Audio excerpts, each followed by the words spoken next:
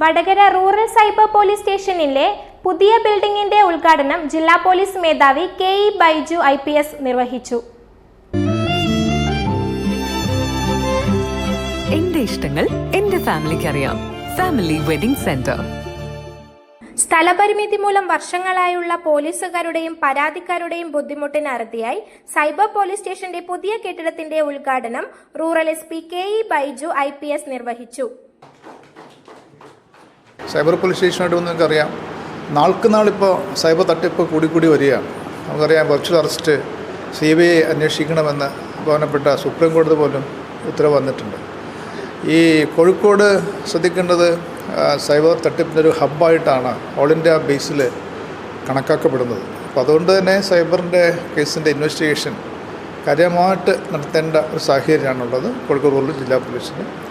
ഇപ്പോൾ തട്ടിപ്പിലൂടെ ആളുകളുടെ നഷ്ടമായ കാശ് 60 ലക്ഷത്തോളം രൂപ തിരിച്ചു പിടിച്ച് കൊടുക്കാൻ നമുക്ക് ഈ കഴിഞ്ഞ 2025 വർഷത്തിൽ കഴിഞ്ഞിട്ടുണ്ട്.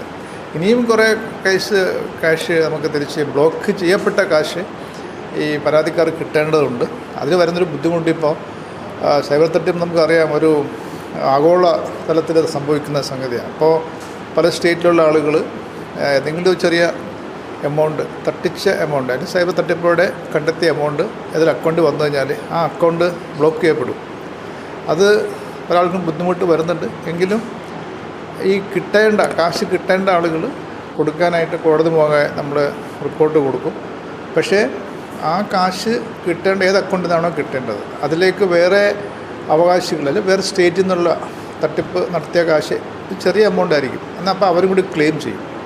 അപ്പോൾ അങ്ങനെ ഈ ബ്ലോക്ക് ചെയ്യപ്പെടുന്ന കാശ് തിരിച്ച് പരാതിക്കാർക്ക് വാങ്ങിക്കൊടുക്കാനായിട്ടുള്ള സമയബന്ധിതമായിട്ട് നടക്കുന്നില്ല. അതൊരു ഫാക്റ്റാണ്. പക്ഷേ ഇപ്പോൾ സൈബർ SHO ശ്രീ രാജേഷാണ്, ഷൈജു വർക്ക് ചെയ്യുന്ന ഇവർ ഈ ഫീൽഡിൽ എക്സ്പെർട്ടൈസാണ്.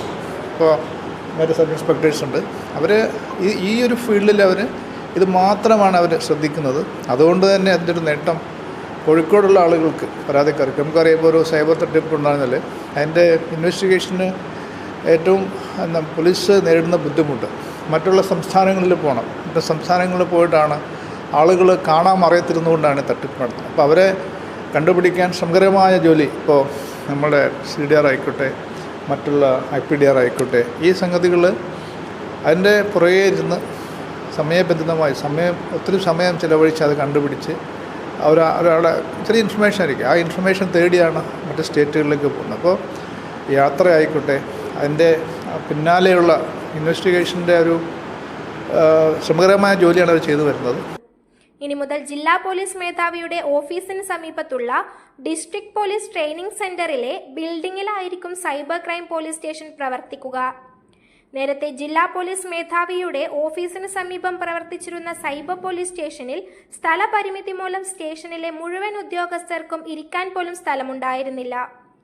പരാതിക്കാർ വന്നാൽ സ്ഥലപരിമിതി മൂലം നിൽക്കാനും പരാതികൾ പറയാനും ബുദ്ധിമുട്ട് നേരിട്ടിരുന്നു.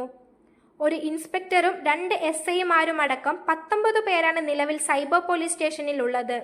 അഡീഷണൽ SP AP ചന്ദ്രൻ, DCRB DYSP Chandramohan, cyber crime inspector Rajesh Kumar CR എന്നിവർ ഉദ്ഘാടനത്തിൽ പങ്കെടുത്തു. News bureau, media Vadakara. അല്ല, ഇന്ന് നല്ല സന്തോഷത്തിലാണല്ലോ. അതെ, സന്തോഷത്തിലാണ്. കാരണം ഞാനിപ്പോ പാചകം ചെയ്യുന്നതേ മയൂരം വെളിച്ചെണ്ണ ഉപയോഗിച്ചാണ്. പുതിയ മയൂരം കോക്കനട്ട് ഓയിൽ, കലർപ്പില്ലാത്ത ശുദ്ധമായ വെളിച്ചെണ്ണ. കർഷകരിൽ നിന്ന് നേരിട്ട് ശേഖരിക്കുന്ന നാളികേരം സൾഫറും പുകയും ഏൽക്കാതെ ഉണക്കിയെടുത്ത കൊപ്രയിൽ നിന്നും സംസ്കരിച്ചെടുക്കുന്ന 100% ശുദ്ധമായ വെളിച്ചെണ്ണ. ഇത്രയും നല്ല വെളിച്ചെണ്ണ ഇപ്പോൾ നിങ്ങൾക്ക് വിപണിയിൽ ലഭിക്കുകയില്ല. മയൂരം വെളിച്ചെണ്ണ, ഒരു ഏറെമല സർവീസ് സഹകരണ ബാങ്ക് സംരംഭം.